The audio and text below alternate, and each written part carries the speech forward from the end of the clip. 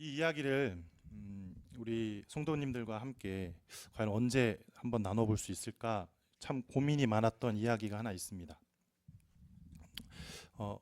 지난 8월 자녀세대 중심 예배 때 한번 설교로 나눠볼까 했었지만 그러지 못했고, 또 이번 달 정교인 새벽기도회 때도 제가 설교를 했었잖아요. 그때 한번 나눠볼까 했었지만 역시 그러지 못했는데 이 시간에 함께 오늘에서야 나눌 수 있게 돼서 감사합니다.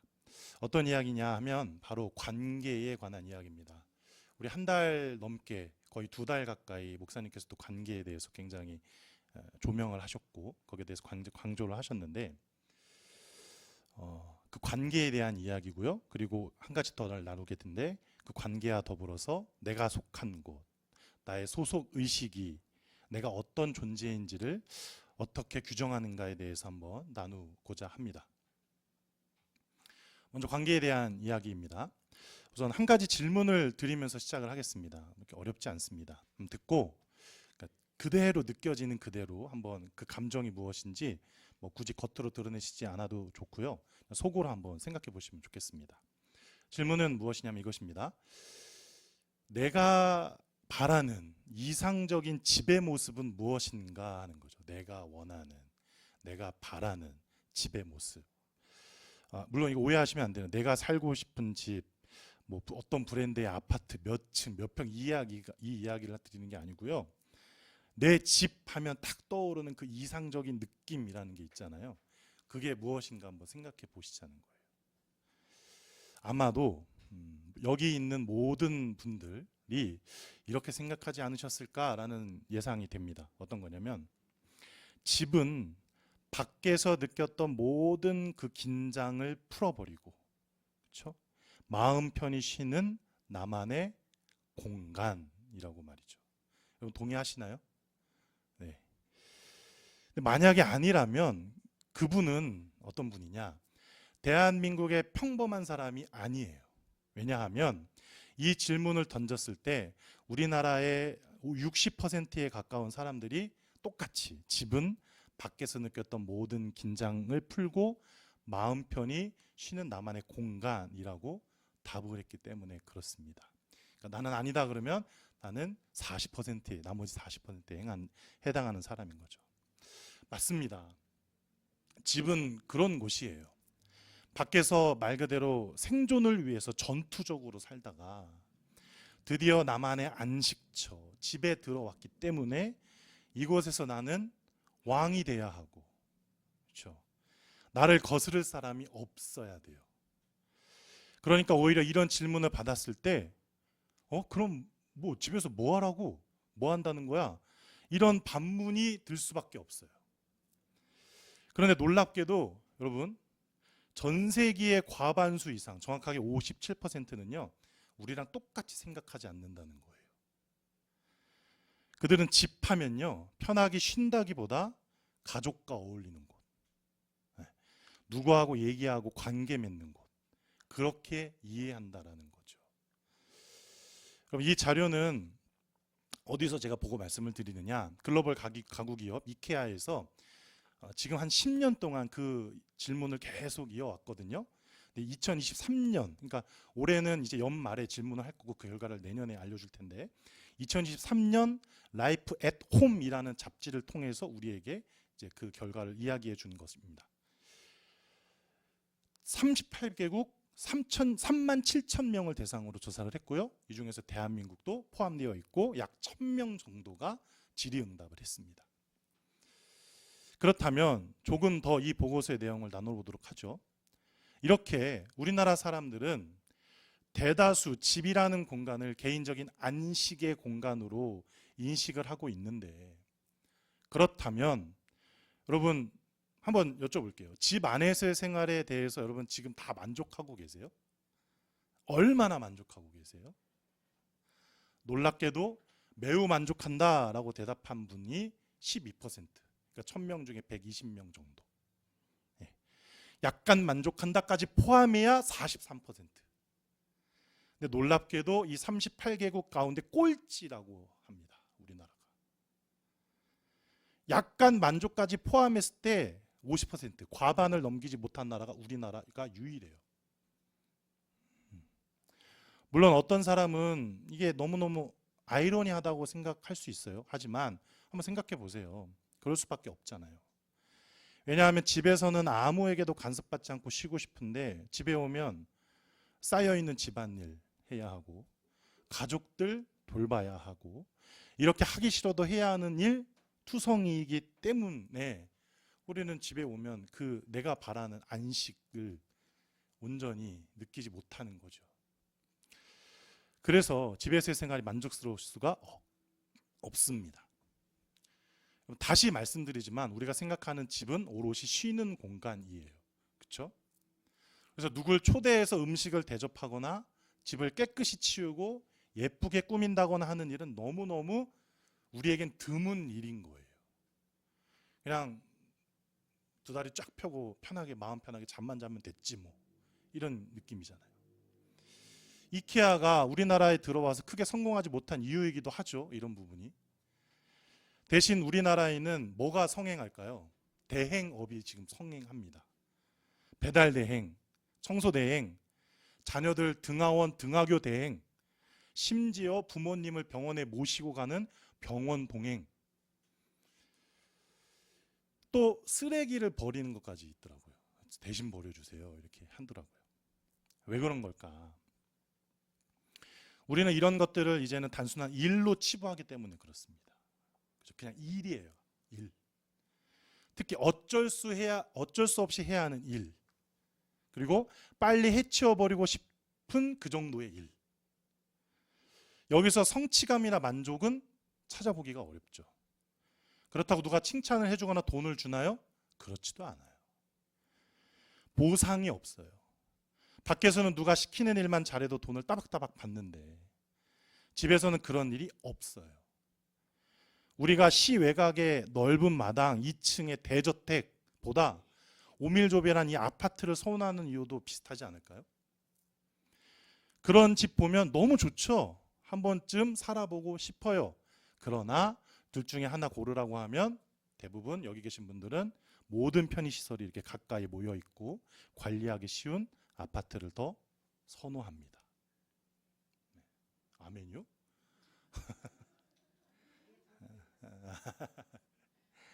자, 그러나 여러분 외국에서는 그렇지가 않아요. 특히 기저에 그 기층 정서에 기독교 문화가 있는 서구권, 특별히 미국의 경우에 종종 들려오는 뉴스를 보면은요, 어떤 이야기가 있냐면 어떤 유명 스포츠 선수, 스포츠 스타가 가족과 더 많은 시간을 보내기 위해서 한 해 수백억에 달하는 연봉을 마다하고 은퇴를 결정했다고 그렇게 뉴스가 우리나라에 전해져 와요. 여러분 이런 뉴스를 접했을 때 외국 사람들은 야 잘했다, 역시 패밀리 퍼스트 이래요. 칭찬하면서 박수 쳐준단 말이에요.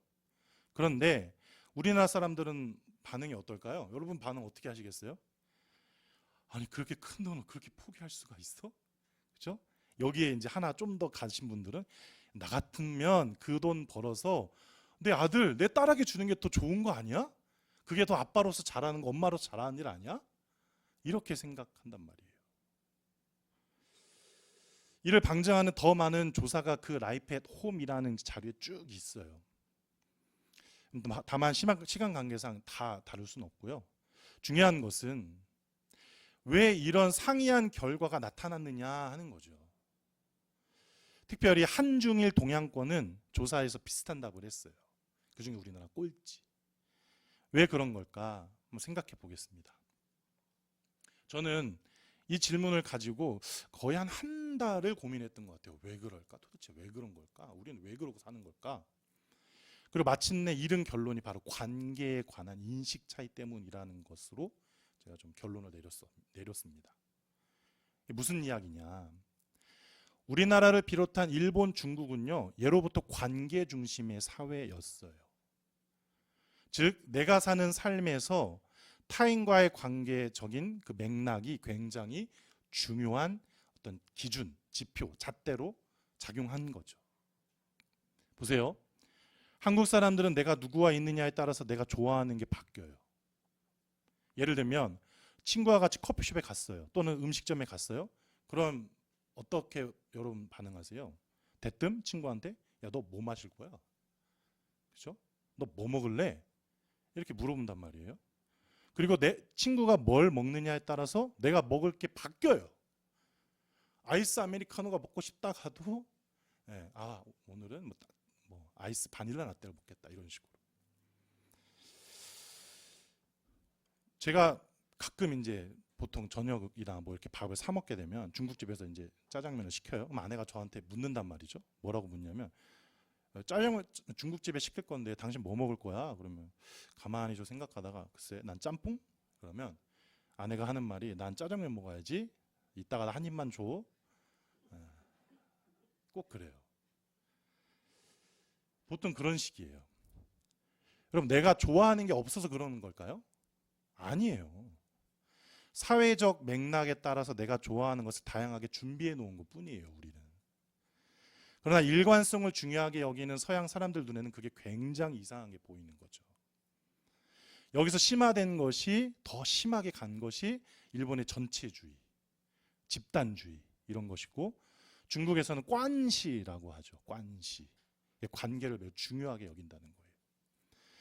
그런데 이렇게 사회적 맥락을, 관계를 중요하게 여기다 보니까 여러분 어떨까요? 삶이 피곤해요. 허비하지 말아야 할 에너지까지 다 소모하고 마는 거예요. 그리고 집에 와서 정작 중요하게 여겨야 할 가족과의 관계를 등한시하죠. 개인주의를 넘어서서 지극히 이기적인 모습으로 안식을 찾아요. 우리가 그래요. 무언가 잘못된 것 같지 않으세요? 자, 그런데 서양은 반대입니다. 오히려 서양은 그동안 우리가 걱정할 정도로 개인주의가 팽배한 사회라고 여겼어요.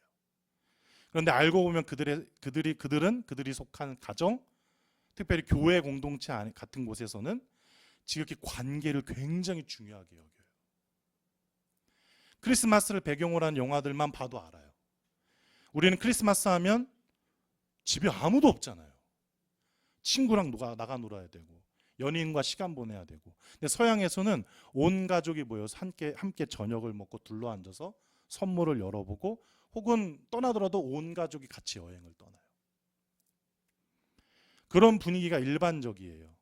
결과적으로 정말 중요하게 여기고 관심을 기울여야 할 곳에 그들은 자신의 최대한의 에너지를 쏟아내는 거예요. 여러분, 맹목적인 사대주의로 그들을 칭찬하는 거 아닙니다. 오해하지 마세요.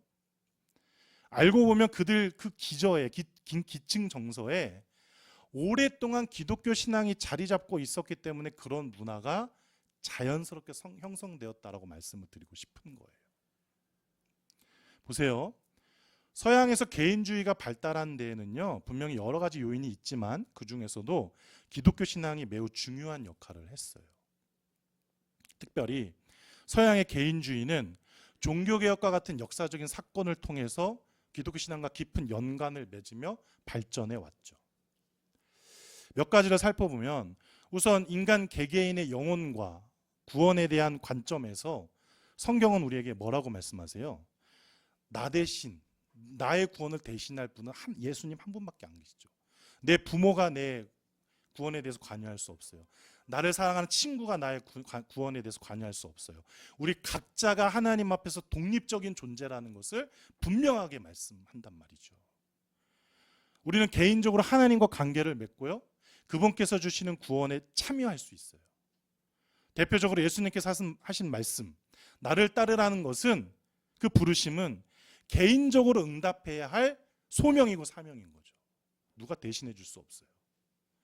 이것은 우리에게 공동체 안에서 뿐만이 아니라 하나님 앞에서 각자 신자 한 사람으로서 서야만 하는 그 책임을 우리에게 보여주는 거죠. 두 번째는, 기독교는 각자의 신앙이 중요하다는 것을 늘 강조해요. 이는 단순하게 교회의 가르침을 따르는 것뿐만이 아니라 하나님과 나 사이의 관계가 얼마나 중요한지를 다루는 거죠. 따라서 성도는 누군가에게 의존하지 않고 그 하나님의 인도하심 속에서 진리를 찾고 그것을 온전하게 순종해야 하는, 따라야 하는 존재입니다. 세 번째는 개인의 존엄성에 관한 것인데요. 성경은 우리 각자가 하나님의 형상대로 창조되었다라고 분명하게 말씀하시잖아요. 여러분, 이것이 얼마나 놀라운 진리예요. 하나님께서 우리를 존귀하게 여기시기 때문에 우리는 모두 존귀한 존재라는 거예요. 근거에 하나님이 계세요. 누가 이걸 흔들 자가 있겠어요. 이것이 바로 서양 사회에서 개인의 권리와 존엄성을 강조하게 된 이유예요. 물론 중요한 것은 이 존엄성이 나를 위해서 존재하는 것이 아니라 온전히 하나님의 영광을 위해서 주어진 것이라는 사실을 우리는 반드시 기억해야 하는 거죠.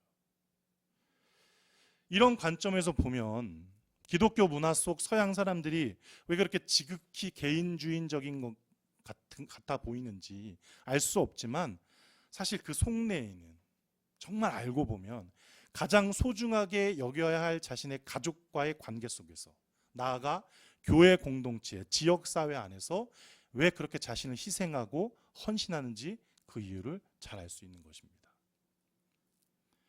서양의 많은 부자들이 죽어서 자녀들에게 재산을 고스란히 물려주지 않습니다. 사회에 환원하고요, 수많은 기부 문화가 자연스럽게 녹아져 있습니다. 그 이유도 여기에 포함되어 있는 거죠. 다시 한번 여러분 생각해 보세요. 가정이 뭘까요? 가정은 하나님의 창조 질서 안에서 가장 최소 단위이자 가장 중요한 단위예요. 그리고 그 안에서 주어지는 책임과 사랑은 너무너무 중요하죠. 특별히 가정은 개인주의를 상호 책임과 사랑으로 균형 잡는 공간이기도 해요. 비록 서양에서 개인주의가 발달했지만 기독교 신앙은 개인주의가 이기적으로 흐르지 않도록 그 가정 안에서, 교회 공동체 안에서, 지역 사회 안에서 서로 섬기고 사랑하는 관계로 승화시키도록 늘 가르치고 늘 권면하고 있는 거죠. 그래서 가정은 서로에게 헌신하고 희생하는 사랑을 배우는 첫 번째 공동체라고 할 수 있습니다. 그리고 이를 통해서 개인의 자유와 자율성을 존중하면서도 공동체적 책임과 배려를 배우게 되는 것이고요. 여기서 확장된 개념이 말씀드린 것처럼 교회 공동체예요.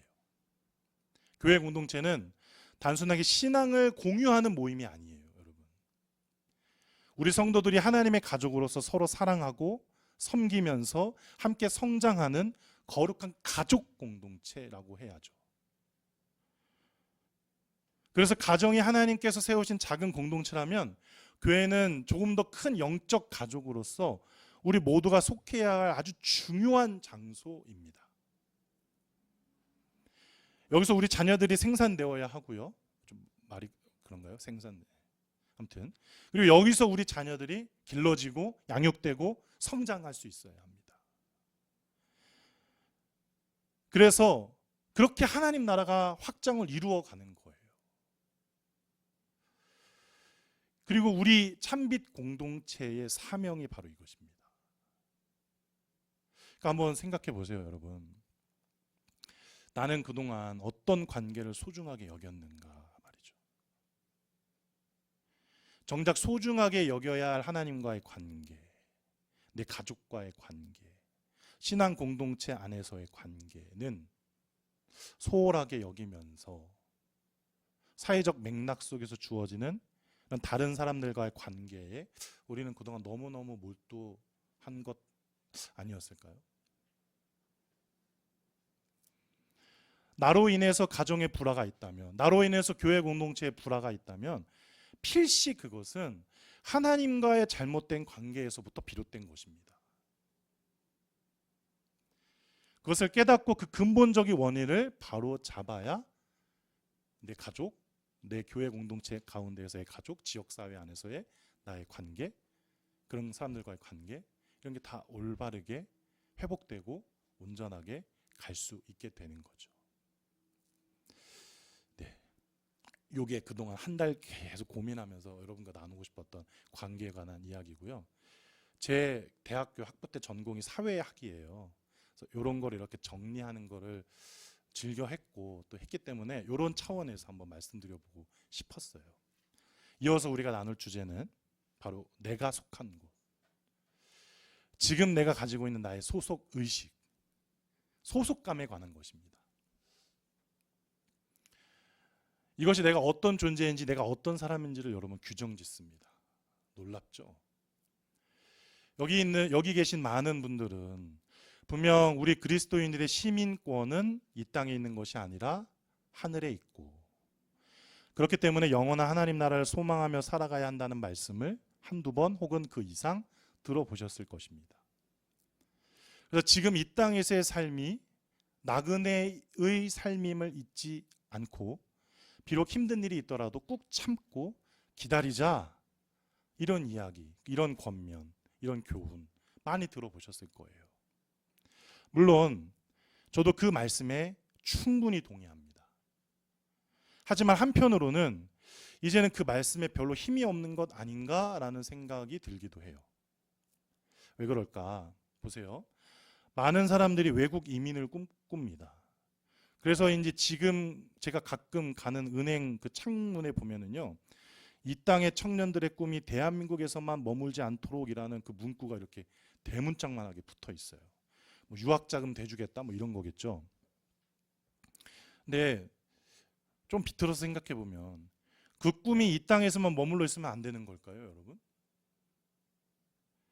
이 땅에서만 머물러 있어도 충분히 이루어질 수 있는 형편과 상황이 되면 얼마나 좋을까요? 그런 생각 안 해보셨어요? 마치 여기서는 소망이 없고 저 너머를 바라봐야지만 길이 있다는 것처럼 보여서 저는 그 문구를 보면 인상이 찌푸려져요. 어쨌든 여러 가지 이유로 우리나라 많은 사람들이 그간, 아니 여전히 외국 이민을 꿈꿔왔고 꿈꾸고 있습니다. 그래서 비자를 신청하고 인터뷰를 보고 오매불망 허가가 떨어지기만을 기다리죠. 하지만 어떤 경우에는 자꾸만 반려되면서 한 해, 두 해가 가고 의미 없이 세월만 허비하는 경우를 종종 보게 됩니다. 그런데 왠지 천국을 소망하며 사는 현대 그리스도인들의 삶도 이와 비슷하다라는 거죠. 왜 그런 걸까요? 이 세상에서의 삶도 삶 안에서 천국에 가고 싶은 마음이 그렇게 간절해 보이지 않아 보이는 거기 때문에 그래요. 10여 년을 기다려야 했던 사람도 처음에는 틈만 나면 대사관에서 온 편지가 있지는 않을까, 마음으로 매일같이 우체통을 열어보고 또 이메일을 확인해 보았을 겁니다. 하지만 2년이 지나고 3년이 지나고 별다른 기대감 없이 이제 삶은 점점 무기력하게 변해 가죠. 어디 한 군데 확실하게 뿌리 내려서 정착하지 못하는 그 애매함이 갈수록 가중돼요. 선녀와 나무꾼이라는 설화 여러분 다 아시죠? 선녀는 아이를 셋씩이나 낳고서 살면서도 고향, 하늘을 결코 잊어본 적 없기 때문에 결국 기회가 찾아오자 하늘로 돌아가고 말았어요. 근데 한번 생각해 보세요. 지금 우리는 고향으로 돌아가기를 포기한 사람처럼 살고 있는 건 아닐까요? 그런 선녀와 같은 마음이 우리 가운데 있을까요? 연어와 같은 어류도 때가 되면 자기가 알에서 깨어난 모천으로 돌아가요. 철새와 같은 금수도 때가 되면 가야 할 곳으로 날아갑니다. 근데 우리는 어떻느냐는 거죠. 우리는 지금 자기가 떠나온 본래의 자리로 과연 돌아가려고 하고 있을까요?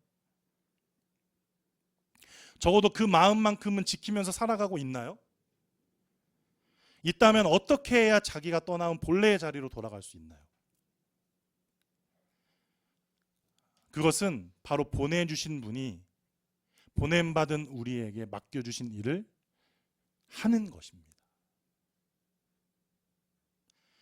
대표적으로 우리 주 예수 그리스도께서 그 본이 되어주시죠. 보세요. 요한복음에서 예수님은 자신을 뭐라고 말씀하세요? 하나님께로부터 보냄받은 존재라고 자주 소개하셨습니다.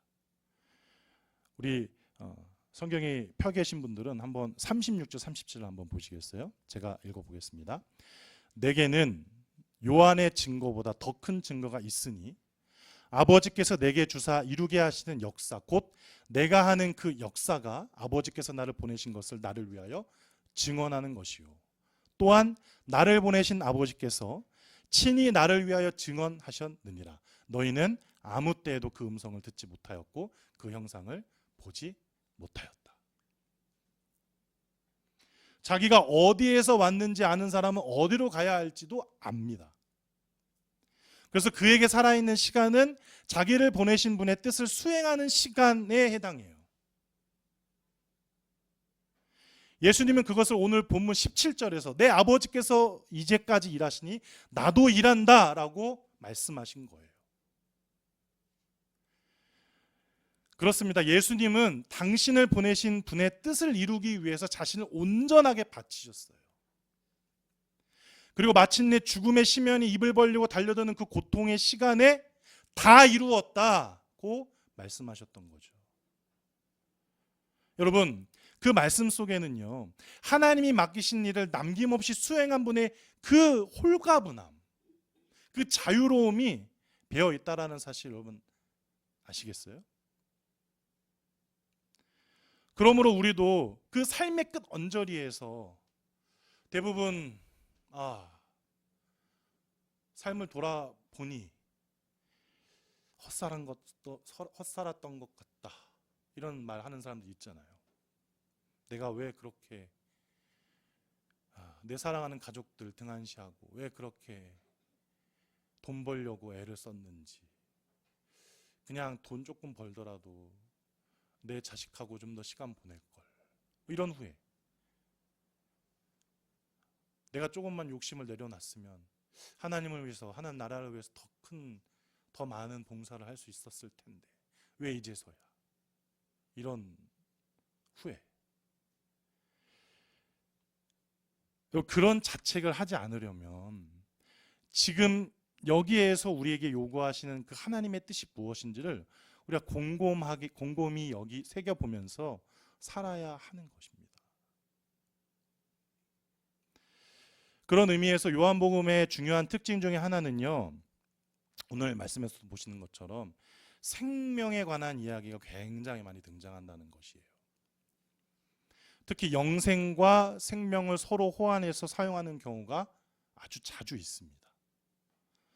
그래서 생명을 어느 때는 우리가 이 땅에서 호흡하며 살아가는 순간들을 말하는 것 같다가도 어느 때는 이 땅에서의 생명이 아니라 우리가 장차 누리게 될 그 영원한 생명을 말하는 것 같아 보이기도 해요. 그러니까 좀 헷갈리죠. 아리송할 때가 있어요. 예를 들어서 대표적으로 요한복음 11장을 보면 죽은 나사로의 장례식에 방문하신 예수님이 등장하시잖아요. 예수님께서 그때 마르다에게 나는 부활이요 생명이라고 말씀하세요. 그리고 나를 믿는 자는 죽어도 살겠고 무릇 살아서 나를 믿는 자는 영원히 죽지 않는다, 그렇게 말씀하십니다. 여러분, 이 말씀의 의미가 과연 뭘까요? 곰곰이 한번 생각해 보세요. 죽은 사람이 다시 살아난다는 거는 뭐 알겠는데 믿는 자는 영원히 죽지 않을 것이라는 말씀이 사실 생각보다 난해해요. 그렇지 않으세요? 성경을 읽을 때 그냥 아무렇지 않게 읽지 마시고 왜라는 의문을 한번 가져보셨으면 좋겠어요. 한번 생각해 보세요. 예수님을 믿는 사람은 죽음을 경험하지 않을까요? 아니죠. 그렇지 않잖아요. 예수님을 믿는 사람도 다 죽습니다. 단순히 영혼은 불멸하기 때문에 죽지 않는다, 그런 의미일까요? 그러면 그것도 아니에요. 만일 그렇다면 신자들의 영혼뿐만 아니라 불신자들의 영혼도 불멸해야 하잖아요. 물론 지옥에서 영원한 심판 가운데 고통을 받습니다, 그들은. 하지만 우리는 그것을 불멸이라고 하지 않고 영원한 죽음 가운데 놓여 있다, 영원한 심판 가운데 놓여 있다라고 바꿔 말하는 것뿐이에요. 영원한 생명은 아니죠. 다만 분명한 것은 영원히 죽지 않는 일은 예수님을 믿기 때문에 일어난다는 사실입니다. 따라서 이 말씀의 의미는 예수님을 믿음으로 얻는 생명은 죽음 다음에야 얻게 되는 그 무엇이 아니라 예수님을 믿음으로 이 땅에서부터 누리는 그 무엇, 영광, 영생이라는 거죠. 다시 말해서 영생은 죽음과 관련해서 죽지 않고 영원히 사는 것을 의미하는 게 아니에요. 믿음과 관련해서 믿고 난 이후에 누리게 된 어떤 것, 그런 권리, 특권이라고 말할 수 있는 거죠. 여러분 다시 한번 여쭤볼게요. 그렇다면 영생과 이 세상은 분리될 수 있을까요? 분리해서 생각해야 할까요? 아니죠. 절대로 그럴 수 없습니다. 이 땅에서부터 그 놀라운 특권과 생명의 풍성함을 누릴 수 있기 때문에 영생은 곧 이 세상에서 예수님을 믿은 그 순간부터 우리가 누리기 시작하는 것입니다. 그리고 사도 요한이 증언하는 것처럼 그걸 생명이라고 부를 수도 있는 거죠. 그러니까 요한에게는 예수님을 믿는 것과 죽음 이후에 부활하는 것에 큰 차이가 없어요. 그리고 공생애를 시작하시면서 주님께서 처음으로 외치신 그 말씀, 회개하라 천국이 가까이 왔느니라도 비로소 그 의미를 우리가 정확하게 알 수 있는 거죠. 그럼 바라기는 이제는 우리가 바르게 깨닫고 기억했으면 좋겠습니다. 하나님 나라든 영생이든 우리는 이것을 자꾸만 현재의 삶과 분리된 미래의 일로만 자꾸 바라보려고 하는 경향이 있는데 그건 바람직하지 못한 것이에요. 사람들은 보통 천국을 죽어서 가는 곳이라고 생각하지만, 그래서 영생도 죽은 다음에 시작되는 것이라고 생각하지만 절대로 그렇지 않다는 거예요. 물론 우리가 죽어서 갈 천국이 있는 것은 확실합니다. 부정하지 않습니다. 부인하지 않습니다. 그리고 사람이 죽었다 부활해야 영화로운 삶을 시작할 수 있는 것도 사실입니다. 하지만 천국이 하나님의 다스리심을 말하고 영생이 하나님의 임재를 의미한다면 하나님의 사람들은 이 땅에서도 사는 동안에도 하나님의 통치와 임재를 경험할 수 있어야 하는 거죠. 그러므로 하나님의 통치는 죽어서 시작되는 게 아니라 우리가 믿어질 때, 하나님의 은혜로 믿음이 시작될 때, 그때부터 시작되는 것이고, 하나님의 임재와 그로 인한 생명은 죽을 때 경험되는 것이 아니라 아들을 믿을 때, 아들이 내 안에 임재하실 때, 그분이 나와 영원한 동행을 시작하실 때, 그때 시작되는 것입니다. 여러분, 그러니까 우리는 단순하게 죽으면 천국 갈 수 있다라는 그런 보험을 들어놓은 게 아니에요. 혹은 입장권을 사놓고 이 땅에서 사는 동안 안심하고 마음대로 사는 게 아니에요. 예수를 믿는 그 순간부터 나그네의 삶을 시작하는 것이고 주님과의 동행을 누리면서 살아가는 거죠. 천국은 천국이고 이 세상은 이 세상이라서 이 세상에서는 세상 방식을 따르면서 마치 보험료를 지불하듯이 교회에 나와서 봉사도 하고 선교도 하고 천국에 투자하는 게 아니란 말이죠.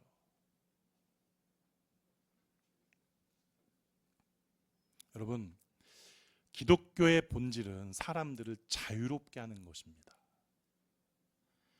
우리를 올감에 옴짝달싹 못하게 하는 그 온갖 죄, 헛된 욕망, 가난과 억압으로부터 우리를 해방하는 것이 하나님의 뜻이에요. 그런데 지금 우리는 그 은혜를 온전하게 누리며 살고 있지 못하다는 느낌이 강하죠. 왜 그런 걸까요? 우선 제도적 교회가 사람들을 오히려 종교적 독단과 편협함 속에 가두는 경우가 비일비재하기 때문에 그렇습니다. 예수님을 믿으면 저 푸르고 높은 가을 하늘처럼 시원하게 우리에게 다가와야 하는데 그렇지 못하고 마치 지난 여름에 우리를 꽉 옥죄고 숨막히게 했던 더위처럼 역사하는 거죠. 모름지기, 그래서 하나님의 마음, 하나님의 뜻을 품은 교회, 성도라면 여러분, 이 하나님의 그 넉넉한 마음, 품이 넓어서 누구라도 품 안을 수 있는 그 뭐라고 할까요? 깊이와 넓이, 이런 것이 있어야 합니다. 예수님께서 그렇게 말씀하셨잖아요. 보세요. 오늘 본문에서 사도 요한은요, 영생을 얻을 것이다 이렇게 미래형으로 말하지 않았고요, 영생을 얻었다 이렇게 과거 시제로 지금 예수님의 말씀을 표현하고 있습니다. 24절 한번 보겠습니다. 내가 진실로 진실로 너희에게 이르노니 내 말을 듣고 또 나 보내신 이를 믿는 자는 영생을 얻었고 심판에 이르지 아니하나니 사망에서 생명으로 옮겼다. 이미 옮겼다예요. 과거 시제죠. 과거 완료라고도 합니다. 이처럼 성경에서 종종 미래의 확실한 일을 과거 시제로 말하는 경우가 있어요. 이것을 예언적 과거 시제, 예언적 완료 시제라고 부릅니다. 그리고 이런 표현 방식은 하나님께서 말씀하신 일들이 반드시 이루어질 것이라는 그 확실성을 강조하는 데 종종 사용되곤 합니다. 즉 하나님께서 계획하신 일은 아직 일어나지 않았어도 반드시 이루어질 것이기 때문에 이미 완료된 것처럼 묘사하는 거죠. 자, 그런데 여러분 이것뿐일까요?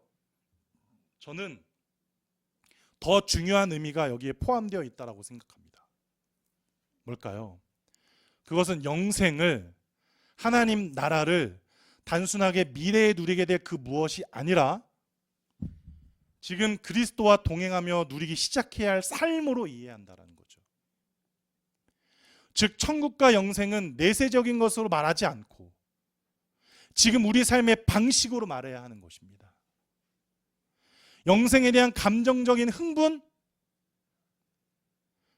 여러분 하나님께서 나를 구원하셨어, 예수님이 나를 위해서 십자가에서 달려 돌아가셨어, 그 영웅적인 희생, 이런 거 생각할 때 무엇이 느껴지세요? 그런 갑자기 끌어오르는 그런 감정보다 지금 내가 그것을 어떻게 살아내고 있는가, 그런 고민이 우리 가운데 있어야 하는 거죠. 보세요. 현실의 문제들은 결코 사라지지 않습니다. 예수를 믿었다고 해서 내게 주어진 그 삶의 고민들, 그런 역경들이 한순간에 사라지지 않아요. 아니 오히려 더 가중된다고 보는 편이 옳습니다. 최근에 늘 말씀드리고 있고 강조하고 있지만 우리는 유일하신 하나님, 진리이신 하나님을 믿잖아요. 그렇기 때문에 하나님 외에 다른 신을 믿고 따를 수가 없습니다. 그런 우리를 세상은 향해서 뭐라고 이야기해요? 편협하다, 배타적이다, 손가락질하고 우리에게 불이익을 줍니다. 그리고 그 배타성 때문에 감수해야 될 어려움이 있는 거죠.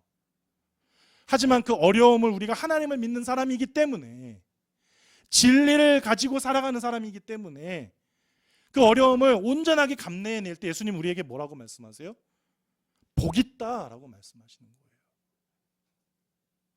의를 위하여 박해받은 자는 복이 있나니 천국이 그들의 것이다. 나로 말미암아 너희를 욕하고 박해하고 거짓으로 너희를 거슬러 모든 악한 말을 할 때에는 너희에게 복이 있다. 기뻐하고 즐거워하라, 하늘에서 너희의 상이 큼이라. 너희 전에 있던 선지자들도 그렇게 박해받았다. 마태복음 5장 10절에서 12절 말씀. 이것이 오늘 천국을 살아내는, 영생을 살아내는 우리의 축복이에요. 여러분, 특권이에요. 영원한 기쁨이에요. 우리가 이것을 바라볼 때 만족이 있고요, 감사가 있습니다. 물론 당장 눈앞에 있는 문제를 보지 않고 천국을 바라보는 것은 한계가 있을 뿐만 아니라 위험할 수 있습니다. 당장 눈앞에 있는 문제들 고민하지 말라는 이야기가 아니에요. 무시하면 안 돼요. 소홀히 여겨서도 안 돼요. 그런데 고민하되 영생의 관점에서, 걱정하되 천국에 속한 자로서 걱정하는 거죠. 그러면 어느 순간 고민은 사라지고 걱정도 사라지고, 온전히 감사와 기쁨과 찬양과, 단지 나에게 필요한 것은 기도뿐. 고난 중에 있는 성도에게 사도 베드로가 하는 이 말씀에 한번 여러분 귀 기울여 보세요. 그러나 너희는 택하신 족속이요 왕 같은 제사장들이요 거룩한 나라요 그의 소유가 된 백성이니 이는 너희를 어두운 데서 불러내어 그의 기이한 빛에 들어가게 하신 이의 아름다운 덕을 선포하게 하려 하심이라. 우리 마지막 구절을 눈여겨보지 않잖아요. 아름다운 덕을 선포하게 하려 하심이라. 하나님이 우리를 자녀 삼으신 이유, 우리를 죄 가운데서 구원하신 이유, 그 이유가 그분의 그 아름다운 덕을 선포하게 하려 하심이라는 그 이유와 목적이 있다는 거예요. 우리는 그 이유와 목적에 합당하게 지금 살아가고 있느냐 말이죠. 여러분 기억하셨으면 좋겠습니다. 죽음과 생명, 영생과 심판은 절대로 미래의 일이 아닙니다. 바로 지금 여기에서 벌어지는 우리의 일이에요. 주님은 죽은 후의 상태를 말씀하신 것이 아니라 제자들의 살아있는 상태를 오늘 본문의 말씀을 들어서 지금 이야기해 주신 거예요. 영생과 부활이 실감나지 않아서 무기력해진다면 지금 우리는 어떤 잘못된 한계에 도달해 있는 거예요. 죽음과 심판에 대한 두려움에서 해방되고 구속받은 것으로 인한 감동이 살아나지 않아서 아무것도 할 수 없다면 그건 사실 나를 잘못 이해하고 있고 나에 대해서 과대평가를 지금 하고 있는 거예요. 지금 여기서 내가 무엇을 해야 하는지, 지금 내가 당면한 현실적인 문제들을 어떻게 보아야 하는지 진실하게 고민하는 모습이 지금 이 땅에서 영생을 살아가는 사람의 진짜 모습인 거죠. 내가 내 삶의 주인이 아닙니다. 나에게 주어는 모든 일이 결국 나의 책임이 아니에요. 우리가 가야 할 천국이 있지만 지금 우리에게 천국은 지금 여기에서 참된 백성으로 참된 제자로 살아가는 그 삶의 현장이어야 하는 거죠. 끝으로 어제 우리 토요일에 있었던 이야기로 오늘 말씀을 좀 맺도록 하겠습니다. 어느덧 참 감개가 무량한데 내년이면 희연이가 이제 학교에 갑니다. 그래서 고민이 많아요. 어떤 고민이냐면 뭐 다른 게 고민이 아니고요. 그냥 지금 우리 현실의 공교육은 입시 위주의 무한 경쟁 속에 소용돌이 치고 있잖아요. 거기서 성공한다고 한들 이 아이를 제대로 된 신앙인으로 키우고 싶은데 그게 가능할까? 아니 뭐 그것보다도 더 근본적으로 인간 희연이로 키워낼 수 있을까? 이런 고민이 많이 들어요. 그리고 스스로 자신이 별로 없어요. 그래서 한번 알아나 보자 하는 심정으로 어제 남양주에 있는 기독교 대한학교 입학 설명회가 있다고 해서 한번 다녀와 봤습니다. 어떤가, 뭘 하는 건가 궁금하기도 하고. 근데 학교는 보니까 초등학교 1학년부터 고등학교 3학년까지 총 12학년의 교육과정을 가지고 있더라고요. 참 대단한 거거든요. 대부분 초등교육까지만 하거나 뭐 길어봐야 중학교 교육과정까지만 갖고 있는데 이 학교는 무려 대학 입학 전까지 기독교 대안교육으로 아이들을 양육하고 있는 그런 참 괜찮은 학교다 이런 생각을 했습니다. 자, 그런데 한편으로 이런 의문이 들었어요. 그렇게 12년 동안 신앙이라는 안전한 둘레 안에서 키운 우리 아이들이 막상 졸업한 후에 세상으로 나가게 되면 맞이하게 될 그 험난하고 높은 벽, 애들이 온전하게 감당할 수 있을까? 그렇죠. 그래서 그것을 질의응답 시간에 했어요. 그리고 그곳의 교장 선생님, 졸업생의 답변을 들을 수 있었는데 졸업생의 답변이 제 마음을 울렸어요. 잘 한번 들어보세요. 졸업생의 답변은 이런 거였습니다. 우선 학교를 졸업했다고 해서 끝이 아니라 살다 보면 생기는 그 고민과 어려움을 가지고 학교에 찾아온다는 거죠. 그리고 12년 동안 동고동락했던 선생님들하고 상담도 하고 위로도 얻고 격려를 얻는다는 거예요. 이것부터 이제 선생님과 아이들의 관계가 너무너무 좋구나. 이 이야기를 들었는데 여기에 덧붙인 말이 제 마음을 이제 울린 거예요. 뭐냐면 함께 공부했던 동기들, 선배들, 후배들과 더불어서 늘 대화한대요. 자기들의 고민, 걱정, 염려들 그런 걸 같이 나누면서 서로 위로하고 격려하고 힘을 내자. 특별히 이렇게 이야기하면서 아, 내가 가는 그 길이, 이 길이 틀리지 않았구나. 나와 같이 이 길을 가는 길벗들이, 길동무들이 있구나. 그래서 끝까지 이 길을 놓치지 않고 갈 수 있구나 하는 그 확신 가운데에서 자신이 12년 동안 배운 바를 놓치지 않고 그래서 어떻게든 구현해 보려고 애를 쓰고 있다는 거죠. 여러분, 마찬가지라고 생각합니다. 지금 우리 참빛이 걷고 있는 이 길, 하나님 나라, 선교적 교회의 길이 때론 외롭고 힘듭니다. 그럴 수 있습니다. 각자 주어진 삶은 누가 대신 살아줄 수 없고 온전히 자신이 직접 감내해야만 하는 그런 길입니다. 하지만 그 모양과 내용은 조금씩 다 다르더라도 그 중심에는 오직 예수 그리스도, 오직 십자가라는 그 같은 신앙과 같은 정신을 공유하는 우리 참빛 가족들, 길벗들이 있다는 것을 우리는 잊지 않았으면 좋겠습니다. 내가 걷는 이 길이, 내 발걸음이 누군가에게 소망이 될 수 있어요. 믿음의 믿음을 더해줄 수 있어요. 이 사실을 잊지 않았으면 좋겠습니다. 이렇게 우리 참빛 공동체, 길벗들이, 길동무들이 함께 걸을 때 우리는 이 길을 온전하게 무사히 완주할 수 있는 거죠. 그리고 마침내 하나님 품에 안겨서 칭찬받고 완전한 위로와 지난주 말씀 여러분 기억해 보세요. 하나님께서 모든 눈물을 닦아주시고 우리를 완전히 위로해 주시고 그 마음을 헤아려 주신다고 했잖아요. 그런 위로와 만족을 우리가 다 누릴 수 있게 되는 거죠.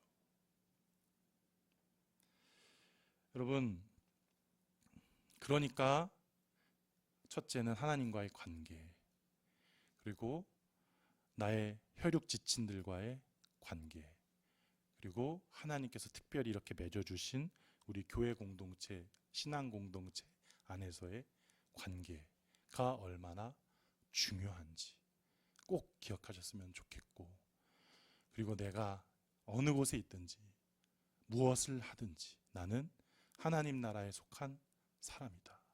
그런 사람으로서 하나님께서 나에게 주신 그 믿음을 가지고 온전하게 살아가도록 하자. 그것이 하나님께서 우리를 불러주신 소명이고 사명이다 라는 것을 기억하는 우리 모두가 다 될 수 있었으면 좋겠습니다. 우리 장차 반드시 올 그날을 기대하며 이 시간 함께 기도했으면 좋겠습니다. 같이 기도하겠습니다.